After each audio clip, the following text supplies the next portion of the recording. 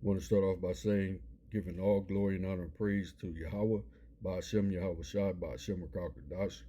Double honor to the elder apostles of Great Millstone who rule well in teaching this 100% truth. Shalom to the hopeful elect, beginning with the 144,000, and the rest of the men, women, and children of the great multitude of the elect. I'm your brother Magan Shalamar. The title of this video is There in Both Pockets. AIPAC is in both pockets of the Republicans, Democrats not Philadelphia, but the Congress, national and locally. AIPAC stands for American Israel Public Affairs Committee. This is the way the small hats funds the pockets of all politicians over here in Babylon the Great to do the bidding for Israel. This is how Israel is getting all this money sent to them, going into war with Iran. Is because the politicians are agreeing to it because they're being filled with their gold in their pockets, their money. I mean, millions of dollars is they're getting for their campaigns into their banking account. That's why a lot of those politicians, they come in with a low bank account, and by the time they leave the political arena, they are filthy rich. They're millionaires because they've been funded through this AIPAC. So I'm gonna play this video. Fair use, not for monetary gain, but for education purpose only. Fair use. Let me explain something about what is called the Jewish lobby in this country. Their belief is that being for Israel first, that does not mean you're putting America second. An American president, however, has to approach it in a different way, in my opinion. He's got always to think first of what is best for America. An American president must make a decision that does not, in effect, give the Israelis a blank check. And one example of that is a decision that I made. I decided early on in our administration that we were going to seek good relations with Egypt and others of Israel's neighbors. Many of my Israeli friends didn't like that because they wanted a special relationship with Israel and Israel only. Let me explain something about what is called the Jewish lobby in this country. Their belief is that being for Israel first, that does not mean you're putting America second. An American president, however, has to approach it in a different way, in my opinion. He's got always to think first of what is best for America. An American president must make a decision that does not, in effect, give the Israelis a blank check. And one example of that is a decision that I made. I decided early on in our administration that we were going to seek good relations with Egypt and others of Israel's neighbors. Many of my Israeli friends didn't like that because they wanted a special relationship with Israel and Israel only.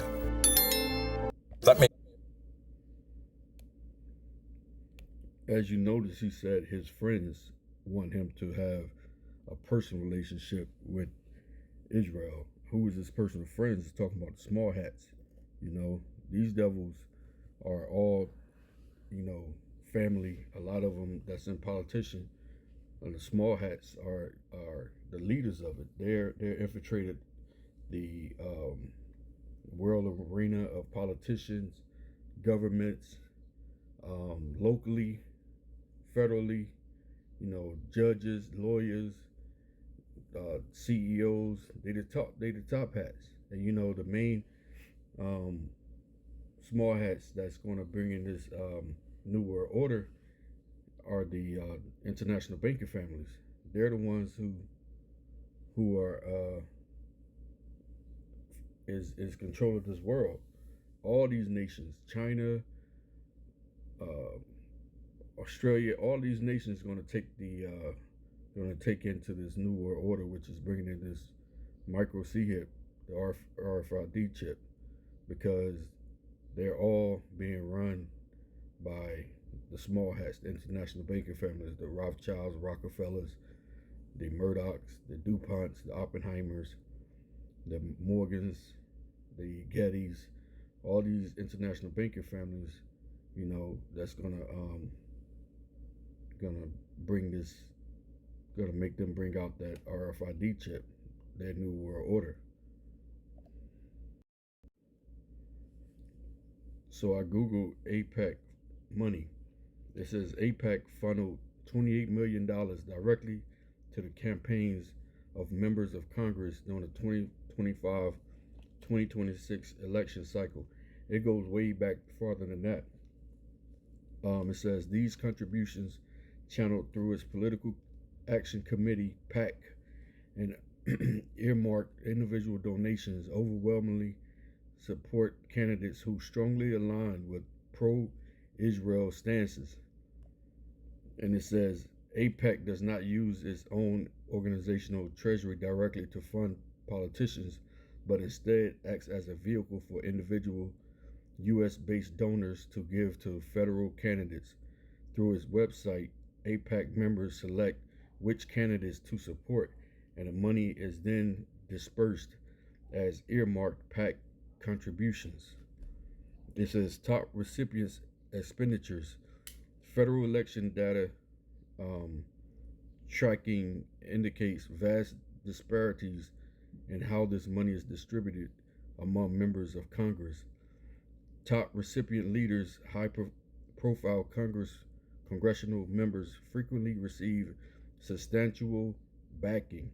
For instance, in the previous cycle, representatives like Richie Torres received $1.1 million, while figures like Donald Bacon and Adam Schiff secured hundreds of thousands.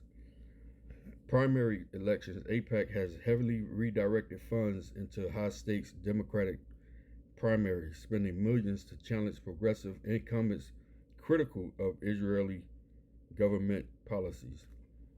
General campaigns. In addition to direct campaign funding, pro-Israel interest groups spend tens of millions on outside super PAC advertisements and independent expenditures to shape the outcome of federal races. For exact, up-to-date breakdowns of contributions to specific lawmakers, you can search Public Federal Election Committee. Data tracked by platforms like Open Secrets to follow lobbyists of totals against specific campaigns. You can explore external accountability platforms like Track AIPAC. So I also Googled the groups. It says Israel lobby groups acronyms. Figures listed on this page reflect federal career totals from all pro-Israel PACs and their large donors. For one is PAC, direct and earmarked donations from pro-Israel PACs to candidates.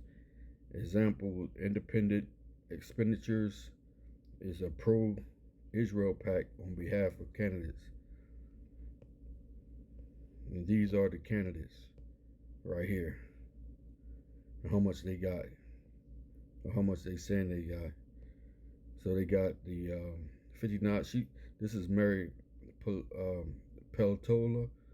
She received damn near 60,000 from PAC, and she received $375,000 from IE.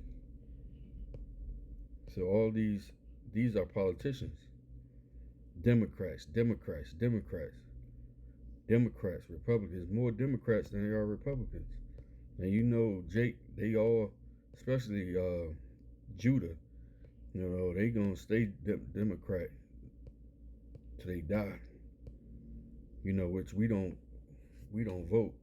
You know, we don't, damn the hell with this Babylon the Great America.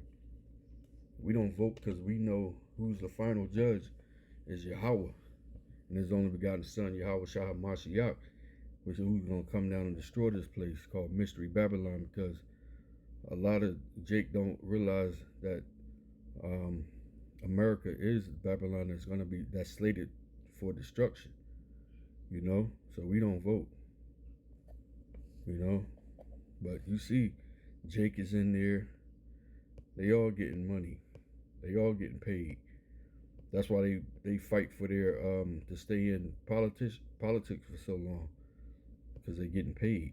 Look at them. even locally, you have Sharif Street. He's the ex-mayor John Street's son. He's a pro-Israelite, Salakia, pro-Israel.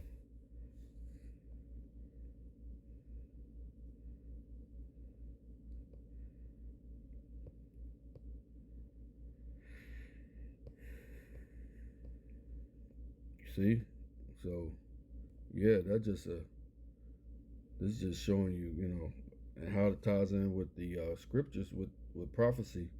We go to Revelation chapter 13, and we're gonna go right to the point.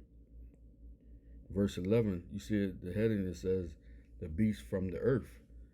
13 verse 11 says, "And I beheld another beast coming up out of the earth." And that other beast coming up out of the earth is talking about America, when America became independent and became powerful on this earth. It said, and it had two horns like a lamb.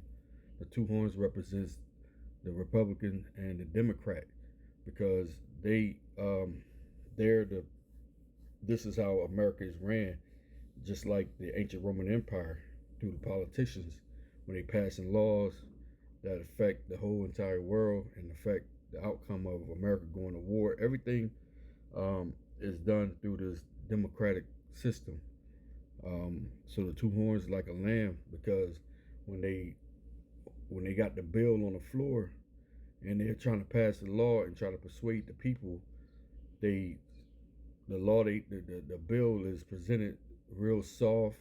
Seems like it's going to benefit the whole entire America. It's something that they try to what's the word I'm looking for? They enchantments on American citizens. They think this law is going to be beneficial for them, but once it get passed, it spake as a dragon, because it becomes a draconian law. It becomes a law that's really hurtful and really is death. The true meaning behind that bill that got passed was only to benefit the small hats. It's not to benefit individuals, Americans, even the so-called the small, even the least of the citizens of the Edomites. They'll get affected through these politics, and that's why you see them crying.